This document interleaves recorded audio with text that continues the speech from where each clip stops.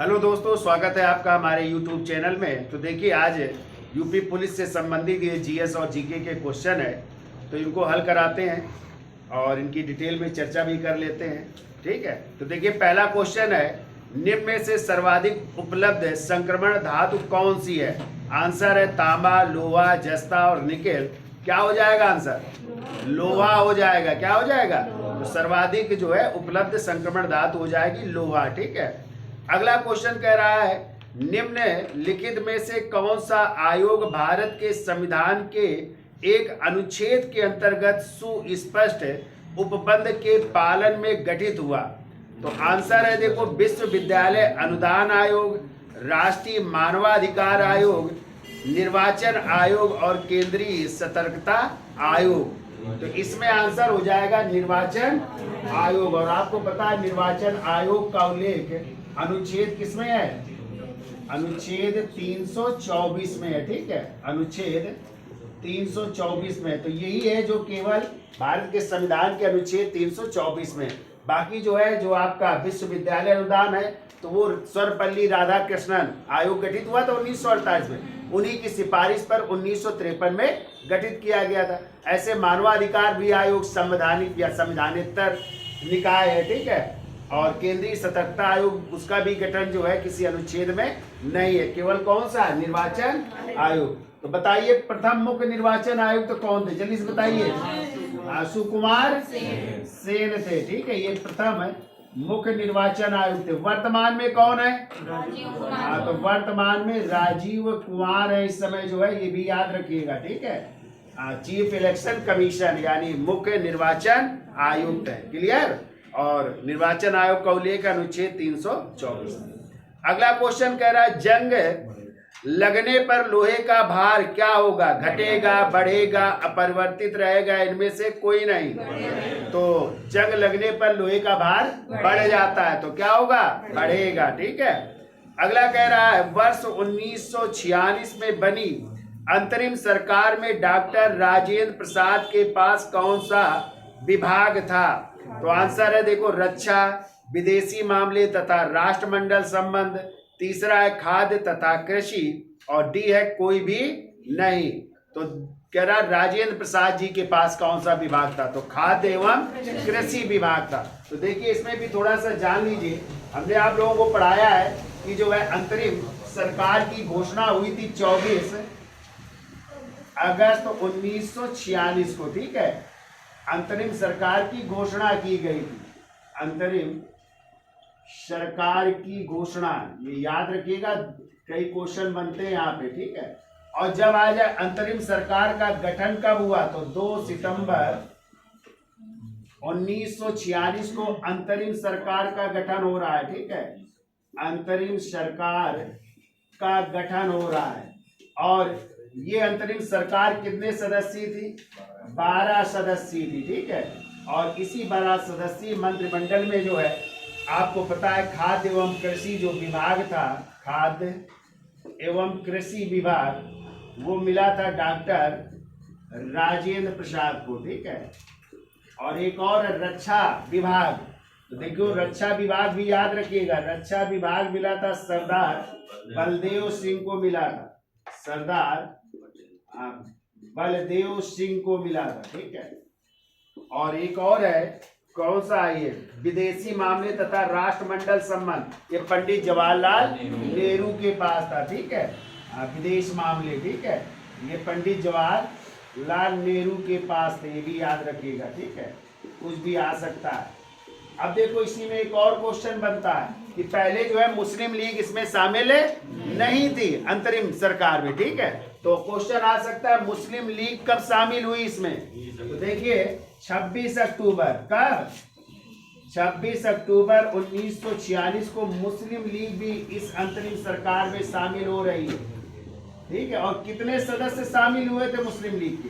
5 सदस्य। कितने सदस्य? 5 सदस्य। तो फिर जो है, ये जो कांग्रेस की मंत्रिमंडल थी, इससे 3 सदस्य क्या किए गए? अलग किए गए। तो इनकी संख्या हो गई 9 और 5 ये हो गए शामिल, तो टोटल हो गई अब 14 सदस्य। कितनी हो गई?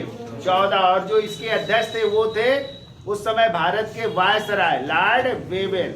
तो जब परिषद के अध्यक्ष पूछे जाए, लॉर्ड वेवेल उपाध्यक्ष पूछे जाए, तो पंडित जवाहरलाल नेहरू, और ये सब मंत्री थे। ठीक है, तो क्वेश्चन आता है कि मुस्लिम लीग के किस सदस्य को वित्त मंत्री बनाया गया था? तो लियाकत अली इसी अंतरिम सरकार में क्या बने थे? वित्त मंत्री। बहुत पूछा जाता है। तो लियाकत अली के पास वित्त मंत्रालय था। ठीक है, वित्त मंत्री बने थे लियाकत अली, और ये मुस्लिम लीग से थे। ठीक है, और यदि आ जाए कानून मंत्री या विधि मंत्री किसे बनाया गया था? तो वो भी मुस्लिम लीग के ही सदस्य थे। कौन थे? जोगेंद्र नाथ मंडल थे। कौन थे? हाँ, ये मंडल साहब विधि या कानून मंत्री बने थे। ठीक है, तो ये सब याद रखिएगा। तो अंतरिम सरकार जब मुस्लिम लीग शामिल हो गई तो कितने सदस्य हो गई? 14। पहले कितनी थी? 12। तो जब मुस्लिम लीग शामिल हुई तो 3 जो है कांग्रेस के मंत्री हटाए गए और इनको शामिल किया। तो तीनों चीज याद हो जाएगी। घोषणा कब हुई? 24 अगस्त 1946। गठन कब हुआ अंतरिम सरकार? 2 सितंबर 1900। और मुस्लिम लीग कब शामिल हुई? 26 अक्टूबर 1946। ये तीनों डेटें याद रखिएगा। ठीक है, क्लियर? चलिए आगे चलते हैं। कह रहा है निम्नलिखित में से कौन सा एक भारत के संविधान की 4थी अनुसूची को सही वर्णित करता है? तो कह रहा है इसमें संघ और राज्यों के बीच शक्तियों का विवरण सूचीबद्ध है। ये गलत है। इसमें संविधान में सूचीबद्ध भाषाएं हैं, तो भाषाएं तो 8वीं अनुसूची में है। ठीक है, फिर कह रहा है इसमें जनजातीय क्षेत्रों के प्रशासन के बारे में उपबंध है, तो जनजातियों का उल्लेख है 5वीं में, और जो 4 जनजातीय राज्य हैं उनका 6वीं में है। अब कह रहा है कि इसमें राज्यसभा के स्थानों का आवंटन है, यही सही है। तो 4थी अनुसूची में क्या है? राज्यसभा की सीटों का आवंटन है, ये याद रखिएगा। तो आंसर हो जाएगा यही। ठीक है, राज्यसभा की सीटों का आवंटन, किस राज्य में कितनी कितनी सीटें होंगी उसकी बारे में चर्चा की गई। किस अनुसूची में? 4थी अनुसूची। तो उत्तर प्रदेश में कितनी सीटें हैं राज्यसभा की? 31। कितने भैया? 31 सीटें हैं। ठीक है, आगे आइए। भारतीय संसद किस रीति से प्रशासन पर नियंत्रण करती है? तो इसका आंसर हो जाएगा संसदीय समितियों के माध्यम से हो जाएगा। ठीक है, तो पहला ही आंसर सही है, संसदीय समितियों के माध्यम से। फिर कह रहा है पौधों के पुष्पन के लिए निम्नलिखित में से किसकी आवश्यकता होती है? आंसर है नाइट्रोजन, गंधक, फास्फोरस और पोटेशियम। क्या हो जाएगा? फास्फोरस हो जाएगा। यहाँ पे क्या होगा? हाँ। फिर कह रहा है विभिन्न परमाणु भार, तुल्यांकी भार और अणु भार वाला तत्व कौन सा है? यानी जिसमें परमाणु भार भी है, परमाणु भार भी है, तुल्यांकी भार भी है, तुल्यांकी भार भी है, और क्या है? अणु भार। तो कौन सा हो जाएगा? तो इसमें हो जाएगा कार्बन। क्या होगा? कार्बन हो जाएगा। बी आंसर हो जाएगा। ठीक है, आगे आइए। मानव शरीर में ऊर्जा प्राप्ति हेतु सर्वप्रथम किसका उपयोग किया जाता है? तो किसका? वसा नहीं, इसमें वसा भी है, प्रोटीन भी है, विटामिन भी है, ग्लाइकोजन का। ग्लू को किसमें बदलता है? ग्लाइकोजन में हो जाएगा। ठीक है, आगे कह रहा है निम्नलिखित में कौन सा सिंधु घाटी सभ्यता को अन्य तत्कालीन पश्चिम एशियाई सभ्यताओं से अलग करता है? तो कह रहा है चित्रलिपि। तो सही है, वर्ण चित्रात्मक लिपि मिली है सिंधु घाटी सभ्यता की, जो आज तक पढ़ी नहीं जा सकी। इसी को पिक्टोग्राफ भी कहते हैं। ठीक है, 64 मूल चिन्ह है, 250 से 400 अक्षर हैं, जो कैसे लिखे गए हैं? दाएं से बाएं लिखे गए। इन्हीं को मुद्रिका लिपि भी कहते हैं। ठीक है, सूती वस्त्र की भी प्राप्ति हुई है। ठीक है, और आपको पता है मेहरगढ़ से सूती वस्त्र, सूती कपड़ा मेहरगढ़ से भी मिला है, मोहन जोधड़ों से भी मिला है, ये भी सही है। फिर देखो एक कह रहा है चाक का प्रयोग। तो मानव ने चाक, मिट्टी के बर्तन बनने लगे जब पहिए का आविष्कार हो गया नवपाषाण काल में, तो उससे भी परिचित थे। और इसमें हो जाएगा रंग जमाने की कला, यही अलग करती है। ठीक है, तो सी आंसर हो जाएगा। ठीक है, अगला कह रहा है भारत में पूर्णतः संगमरमर का बना हुआ प्रथम मुगल स्मारक कौन सा है? तो ताजमहल, बाबर की कब्र, इत्माउद्दौला की कब्र की शेर शाह की कब्र। देखिए क्वेश्चन एक तो ऐसे भी आ सकता है कि संगमरमर से निर्मित पहला मकबरा किसका है, ठीक है, या किस इमारत में संगमरमर का पहली बार प्रयोग किया गया, जैसे क्वेश्चन पूछा गया। तो सबसे पहले संगमरमर का प्रयोग हुआ था इत्माउद्दौला के मकबरे में, ठीक है, इत्माउद्दौला का मकबरा। और ये कहाँ पे है मकबरा? ये है आगरा में। कहाँ पे है? और इत्माउद्दौला किसका नाम था? मिर्जा गयास बेग का। किसका नाम था?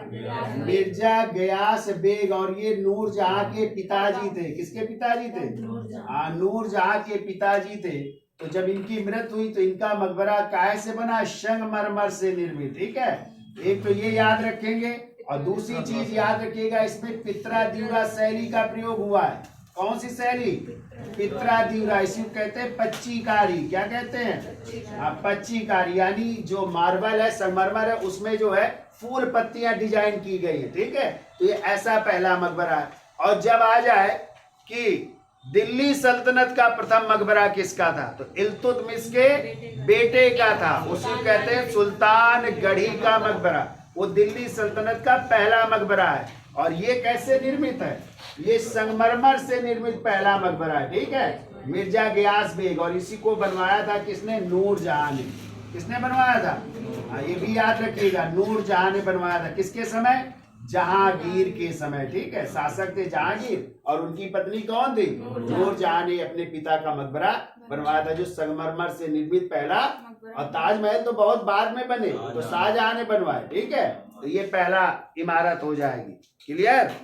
चलिए आगे आते हैं। कह रहा है विजयनगर साम्राज्य में प्रांतों को क्या कहा जाता था? तो प्रांत ही होते थे मंडल। क्या होते थे? हाँ, तो पहले तो बताइए विजयनगर साम्राज्य की स्थापना कब हुई थी? 1300। किसने की थी? अय्यर। और बताइए आधुनिक नाम क्या है विजयनगर का? हम्पी या हस्तिनावती है, ठीक है। विजयनगर किस नदी के किनारे था? तुंगभद्रा नदी के किनारे स्थित था, ठीक है। तो कह रहा है क्रम क्या होगा? तो देखो प्रांत को कहते थे मंडल। क्या कहते थे? तो आंसर हो जाएगा मंडल। और मंडल डिवाइड था किसमें? वलनाडु में। वलनाडु, और वलनाडु थे नाडु में। और सबसे छोटी इकाई थी उर, और उर का मतलब होता था ग्राम। ये सबसे छोटी इकाई थी विजयनगर में, ठीक है। इस तरह जो है विभाजन था। आगे आइए, कह रहा 1538 ईस्वी तक बहमनी राज्य कितने भागों में बढ़ चुका था? तो आपको पता है बहमनी और विजयनगर साम्राज्य दोनों के बीच युद्ध हुआ करते थे। और युद्ध भी किस बात को लेकर के? रायचूर दोआब को लेकर के। और रायचूर दोआब कहाँ की भूमि थी? कृष्णा और तुंगभद्रा नदियों के बीच की उपजाऊ भूमि थी। उसी को लेकर के युद्ध हुआ करते थे। और आगे चल करके कह रहा है 1538 में जो बहमनी साम्राज्य था कितने भागों में डिवाइड हो गया? 5। तो वो 5 भाग कौन कौन से थे?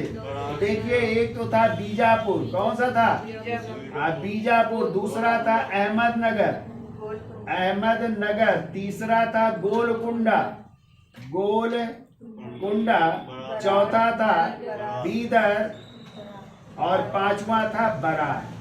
इन 5 राज्यों में डिवाइड हो गया था, ठीक है। और आगे चल करके आप लोगों ने पढ़ा है तालीकोटा का युद्ध।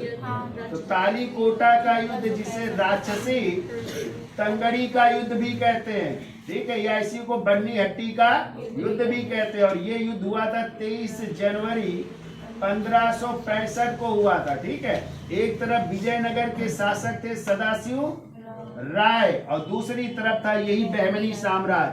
और इन बहमनी साम्राज्य में क्वेश्चन आता है कितने राज्यों ने मिलकर के विजयनगर को पराजित किया? तो ये 4 राज्यों ने मिलकर के पराजित किया था। कभी कभी क्वेश्चन आ सकता है कि बहमनी राज में कौन सा एक राज था जो उनके ग्रुप में शामिल नहीं हुआ था? तो कौन शामिल नहीं हुआ था? ये बरार शामिल नहीं हुआ था, क्योंकि गोलकुंडा और बरार के बीच आपसी वैमनस्य था। इस कारण जब गोलकुंडा शामिल हो गया तो बरार ने इसमें शामिल। तो इन्हीं 4 राज्यों ने मिलकर के किसको पराजित किया? विजयनगर साम्राज्य को। यहाँ के राजा थे सदाशिव राय, ठीक है, और सत्ता थी प्रधानमंत्री राम राय के हाथों में। तो राम राय मारे गए, ठीक है। और कहते हैं जब पराजित हो गया तो तिरुमल सदाशिव को लेकर के पेनगोंडा भाग गए और वहीं जाकर के भी हत्या कर दी। और उसी में तिरुमल नामक एक व्यक्ति ने इनकी हत्या कर दी और एक नया वंश स्थापित होगा, आर्यवीरू वंश। कौन सा? तो इस तरह विजयनगर में 4 राजवंशों ने शासन किया। पहला संगम, फिर सालू वंश, फिर तुलु वंश और फिर आर्यवीरू वंश ने शासन किया, ठीक है। तो याद हो जाएगा भाई। तो कितने राज्यों में डिवाइड हो गया? 5। अगला कह रहा है निम्नलिखित में से किसने वर्ष 1924 में वायकाम सत्याग्रह का नेतृत्व किया था? तो इसमें कह रहा श्री नारायण गुरु, N.K. आसन, K.P.K. मेनन या E.V.R. नायकर। तो देखिए वायकोम सत्याग्रह ये हुआ था 30 मार्च 1924 को, ठीक है। और ये हुआ था नेतृत्व में कई लोग थे, लेकिन इसमें आंसर जो होगा वो होगा K.P.K. मेनन हो जाएंगे, ठीक है। K.P. केशव मेनन पूरा नाम था इनका, ये हो जाएंगे। वैसे गोविंद पडिक्कर ने भी नेतृत्व किया था, ठीक है, गोविंद पडिक्कर। और ये भी तो कई लोग भी थे, माधवन भी थे, कई लोगों ने मिलकर के नेतृत्व किया था, लेकिन इसके अनुसार क्या हो जाएगा? K.P.K. मेनन हो जाएगा, ठीक है। अगला क्वेश्चन देखिए, कह रहा है संयुक्त राष्ट्र संघ की सुरक्षा परिषद में अस्थायी सदस्यों की संख्या कितनी होती है? तो देखो टोटल सदस्य संख्या होती है सुरक्षा परिषद में 15, और 15 में 5 देश आपके क्या हैं? स्थायी। कौन कौन से स्थायी देश हैं? चीन, अमेरिका, रूस, फ्रांस और ब्रिटेन। ये 5 स्थायी देश है, इन्हीं को वीटो पावर प्राप्त है, ठीक है। और 10 अस्थायी सदस्य होते हैं, और इन 10 स्थायी सदस्यों का कार्यकाल होता है 2 वर्ष का। कितने वर्ष का होता है? 2 वर्ष का होता है। क्लियर? तो कितने अस्थायी सदस्य हैं? 10। तो बताइए संयुक्त राष्ट्र संघ की स्थापना कब हुई थी? 24 अक्टूबर 1945 को। कहाँ पे मुख्यालय यूएनओ का? मैनहट्टन, न्यूयॉर्क में। कितने सदस्य देश हैं यूएनओ? 193। और 193वां देश बना था दक्षिणी सूडान। कौन बना था? दक्षिणी सूडान बना था। बताइए कार्यकारी भाषा क्या है? 2, अंग्रेजी और फ्रेंच। और वैसे 6 भाषाएं हैं, ठीक है। चलिए आगे चलते हैं। कह रहा है बजट क्या है? तो बजट जो है आगामी 1 वर्ष की आय और व्यय का लेखा जोखा ही क्या कहलाता है? बजट कहलाता है। लेकिन बजट का उल्लेख हमारे संविधान में बजट नाम से नहीं है। किस नाम से? वार्षिक वित्तीय विवरण के नाम से। और वार्षिक वित्तीय विवरण का उल्लेख किस अनुच्छेद में है? अनुच्छेद 112 में वार्षिक वित्तीय विवरण के नाम से इसका उल्लेख है, ठीक है। याद हो जाएगा वार्षिक वित्तीय विवरण।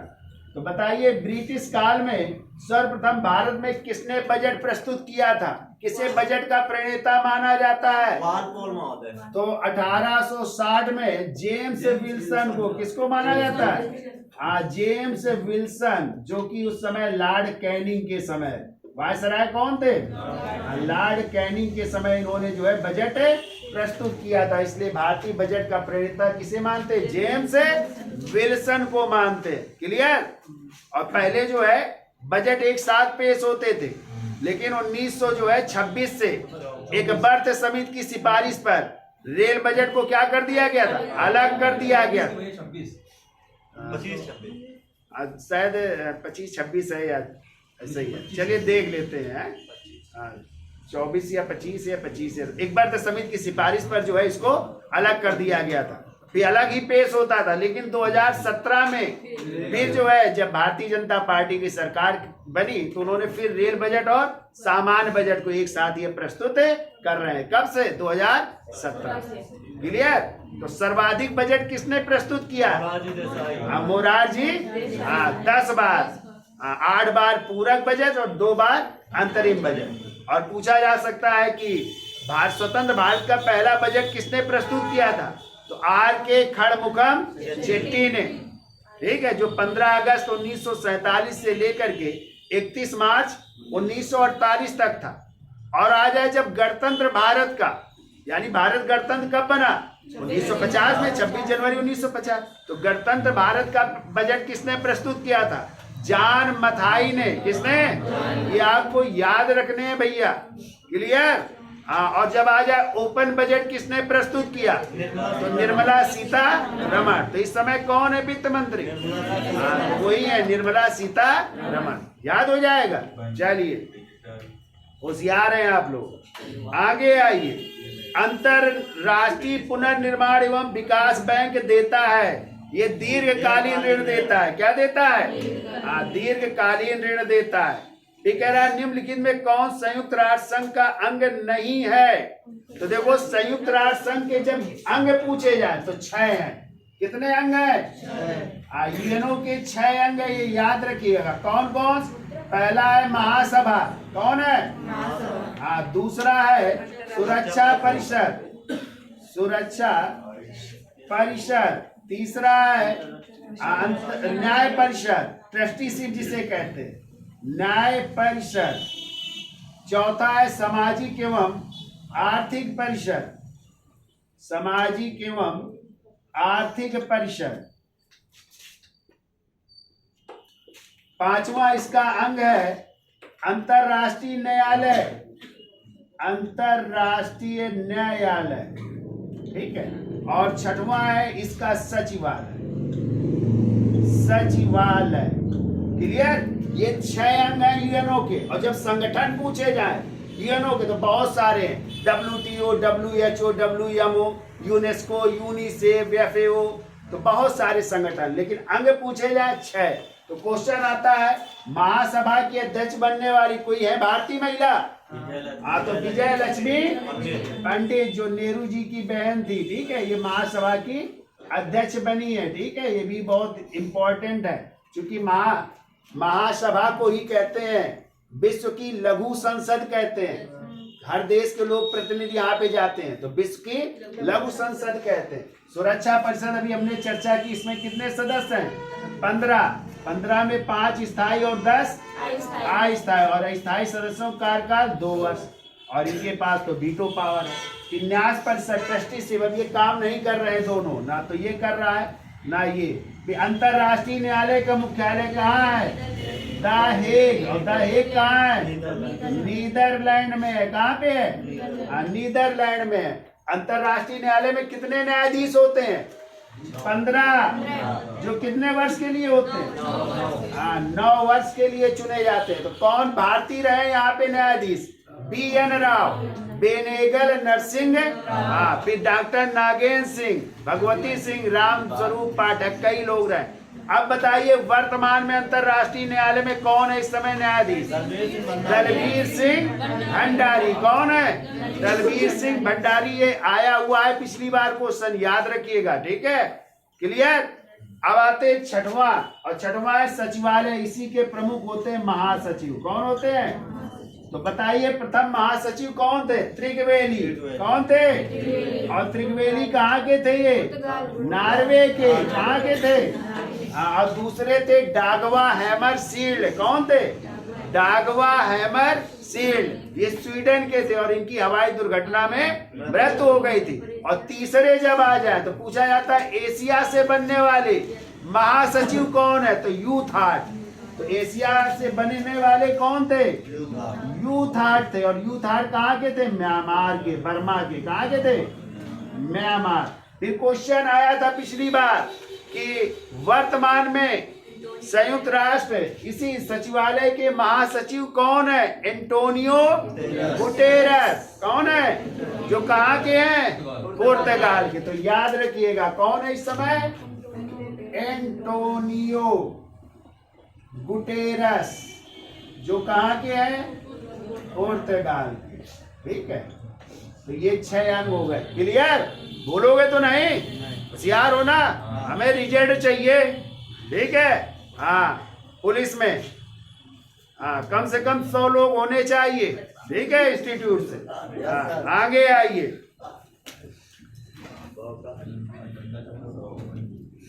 तो कौन सा अंग नहीं है? तो इसमें हो जाएगा अंतरराष्ट्रीय मुद्रा कोष नहीं है, ठीक है।